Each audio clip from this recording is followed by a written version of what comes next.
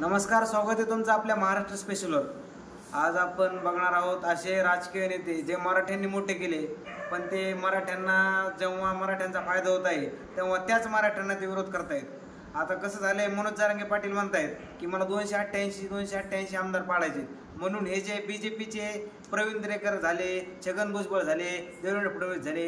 आता देवेंद्र फडणवीस एक एक त्यांचा जवळचा नेता, त्यांचे जे लाळ चाटणारे माणसं आहेत त्यांना पुढं करतायत। जसे की प्रवीण दरेकर, आज प्रवीण दरेकरचे वेगवेगळे स्टेटमेंट आहेत की जरांगे पाटील राजकीय क्षेत्रात उतरायला लागलेत, जरांगे पाटलाला मुस्लिम जवळचे वाटू लागलेत, जरांगे पाटलाला धनगरांनाही ओबीसी एसटी मधून आरक्षण द्यायचे।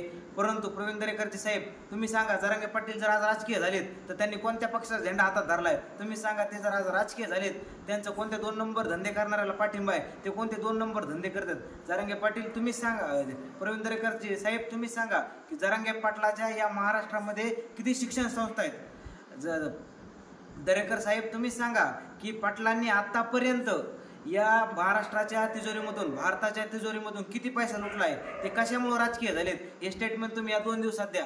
अहो, जरांगे पाटलासारखा देव माणूस या मराठा समाजाला मिळालाय, परंतु प्रवीणजी दरेकर साहेब तुम्ही मराठा आहात, परंतु तुम्ही जे सांगताय मराठ्यांचे पोरं तुम्ही लावले, 800 पोरं लावले, परंतु त्या मराठ्यांच्या वडिलांना तुम्ही अखंड तालुक्याला, अखंड जिल्ह्याला तो शब्द दिलता, त्या जिल्ह्यामध्ये 800 मुलं नसून कमीत कमी 1 लाख मुलं असतील, त्यातले तुम्ही 800 लावले म्हणून काही नाही। मनोज जरांगे पाटलांना मराठवाड्यातील सर्व लोकांना, कुणबी मराठा समाजाला कुणबी देण्याचं आश्वासन नव्हे तर ते पूर्णत्वास नेण्याचा शब्द श्री एकनाथरावजी शिंदे साहेबांनी दिलता, परंतु जरांगे पाटलांनी नुसत्या मराठवाड्यापुरतं न बघता अखंड महाराष्ट्राला कुणबीमधून ओबीसीमधून आरक्षण द्या असं बघितलं। परंतु तुम्ही तुमच्या तालुक्यातल्या सर्व मुलांना नोकऱ्या देऊ शकत नाही। तुमचा काय अर्थ आहे? तुम्ही एक आमदार असून सुद्धा तुम्ही सर्व तालुक्याला नोकऱ्या देऊ शकत नाही, परंतु जरांगे पाटलाकडे ना कोणता पद आहे, ना कोणता पैसा आहे, ना कोणत्या माणसाचा पाठीमाग हात आहे, तरी पण तो माणूस अखंड समाजासाठी झगडतोय, झुंजतोय। आज मुख्यमंत्र्यासारखा, उपमुख्यमंत्र्यासारखा माणूस त्या माणसापुढं झुकतोय, त्या माणसाच्या शब्दाला मान देतोय, त्या माणसाच्या शब्दाला किंमत देतोय। तुम्ही आपल्या समाजाचा विचार करा।